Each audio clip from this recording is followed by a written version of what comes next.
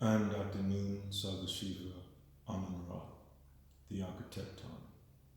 The following is a reading of Mind, Matter, Mathematics, and Mortality, Meditations on a Momentous Metaphysical Theory.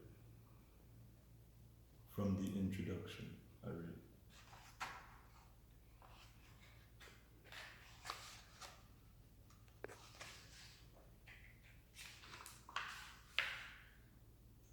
Initiatory Insights.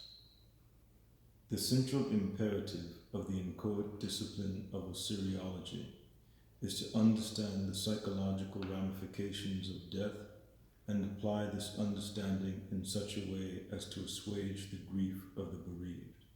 Footnote. Osiriology is the term originated by the author to describe the discipline more commonly known as thanatology. The former is preferred because the Egyptian god Osir, Osiris, whose myth chronicles his crucifixion, resurrection, and elevation as judge of the dead, symbolizes humanity's hope for triumph over death.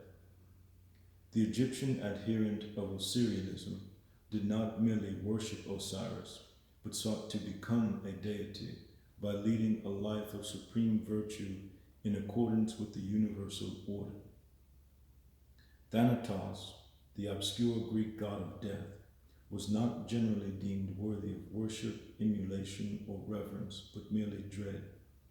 Only a subjective preference for Greek nomenclature can seemingly justify favoring thanatology over Osiriology as an emblematic appellation for the systematic study of death. End footnote. To be bereaved is to be bereft, forcibly deprived of something valued. To most, life is a valued possession, and death assumes its inimical character because it eradicates life. Death has many manifestations, moreover. As we age and observe the gradual deterioration of our bodies, we experience a sort of episodic, incremental death. When individuals are irreconcilably estranged from their families of origin, they may experience a sort of familial death. Similarly, divorce can constitute nuptial death. Perhaps most momentous is the evidence that the universe itself is dying, with matter imperceptibly degenerating, energy irredeemably dissipating, and space and time ineluctably expanding into nothingness. This is cosmic death. Even our psyches undergo alterations analogous to death. The mentality of most adults differs dramatically from adolescence, and this typical transformation transpires over time. In a sense, the person I was as a youth is no more. He is dead.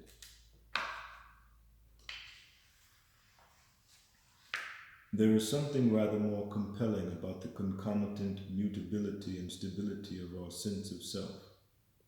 Clearly, the personality is a product of the brain. The brain is a dynamic organ whose myriad molecules move incessantly in a complex chemical cacophony that boggles the mind. And yet, memories persist, and our sense of self subsists. But what sustains the self? What undergirds its existence? Upon what foundation does consciousness rest? Is consciousness reducible to rudimentary matter? This crucial question lies not only at the core of this treatise, but at the core of the seemingly discordant dispensations of Western and Eastern philosophy, at the heart of science, and ultimately, as shall be argued, at the heart of Osiriology, the study of death. The clearly discernible dichotomy between matter and mind has occupied the thoughts of thinkers great and small for millennia, and yet we still lack a compelling explanation for the origin, nature, and modulation of consciousness. At the risk of hubris, I shall argue that the answer has revealed itself to me, a theoretical scientist and Osiriologist, one of the plethora of small thinkers to which I alluded above. There is little entirely original in my thinking, however. I have simply integrated information gleaned from seminal scientific studies, ascertaining their ultimate implications for the philosophy of mind, and synthesized data from domains as disparate as Egyptology and atomic physics in an effort to construct a theoretical framework able to illuminate the interrelations among mind, matter, mathematics, and mortality. I mustn't tarry any longer in divulging the elements of our intellectual edifice. The crux of the mystery is that mind manifests itself in a manner that seems immaterial. Nonetheless, the machinations of the mind are unambiguously associated with the operations of the brain. Stated more strongly, the brain and its chemical constituents are the causal basis for consciousness. This much is clear. Now comes the caveat. The chemical constituents of the brain assume a place in a material hierarchy. Its organic molecules are composed of atoms. These atoms are composed of subatomic particles such as protons and neutrons. Protons and neutrons are composed of fundamental particles called quarks. They are called fundamental because, like the electron that orbits the periphery of the atom, they appear to have no deeper substructure. In fact, they appear to be infinitesimal point particles with no spatial extension or dimensionality. If this description is indeed defensible, they are then immaterial. What this may mean is that the supposed matter supporting the seemingly immaterial mind is itself immaterial. And this is not all. These point particles are not amenable to analysis with the conceptual contrivances of classical physics. Rather, the study of such point particles or quanta requires quantum mechanics. Central to quantum mechanics are wave functions, mathematical formulae whose computations reveal all that is knowable in a certain sense about fundamental particles. There is more. But first it bears mentioning that much has been made of the eerie aspects of quantum mechanics by persons such as myself, having no formal training in theoretical physics or mathematics. We learned laymen must therefore rely on the interpretations of experts in the field in order to avoid imprudent intellectual excesses. I have done just this, and frankly, it is still eerie. What I speak of are the experiments, exacting and audacious, which indicate that particles of matter exhibit an awareness of their environment and alter their behavior according to statistically predictable rules that form the basis of the science of quantum mechanics. So we have ostensibly immaterial particles that exhibit a property that can conceivably be called awareness, or proto-percipience as I prefer. Clearly we are closer to an understanding of the interrelationship between mind and matter.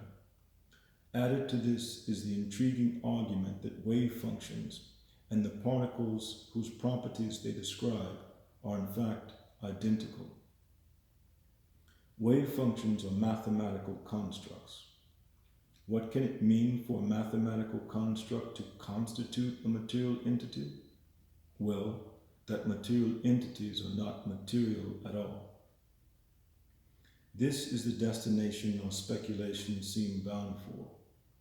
The ultimate nature of number has been a matter of debate since Plato and probably prior to his predecessor Pythagoras.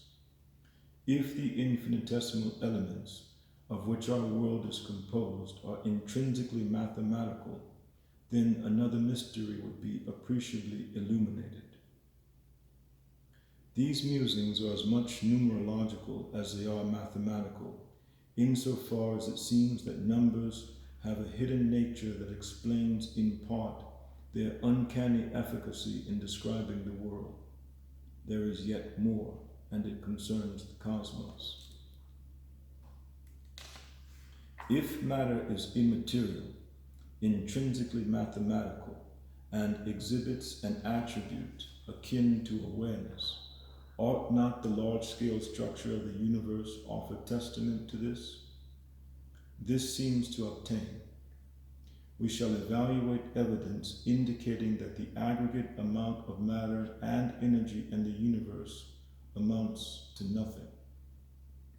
Briefly, this is so by virtue of Einstein's equation E equals mc squared, the precise symmetry between matter and antimatter extant in the universe, and the present balance between the positive energy embodied in matter summed with the negative energy emanating from matter's gravitational effect.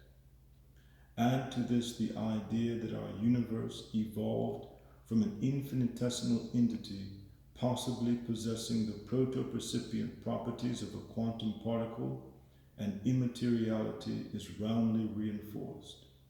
Now, whatever has this to do with death?